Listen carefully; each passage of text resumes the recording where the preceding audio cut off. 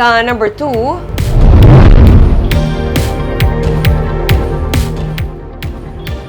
duha ka suspected pertussis case ang ginamonitor sa Bacolod City Health Office.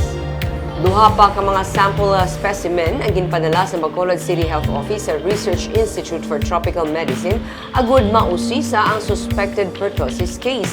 Ginsiling ni Dr. Grace Tan, ang pamuno sa Environmental Sanitation Division sa CHO, ang mga specimen nga iga pa idalom sa RT-PCR test ang gikan sa mga menor de edad. Natalana pa nga magapagwa sang advisory ang CHO angot diri.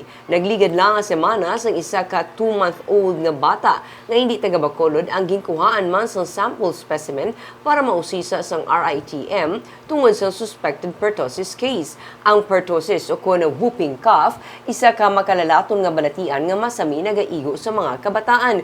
Padayon ang panugyan sa CHO sa mga ginikanan nga kumplituhon ang pagpabakuna sa ilang mga kabataan. Ilabi na ang nagaedad 5 ka tuig panubo agud mapangapinan sa kasubong nga balatian.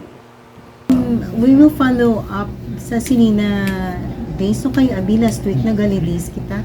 So ang lab I think nag-holiday. May na-send sa last week? Last week, yeah.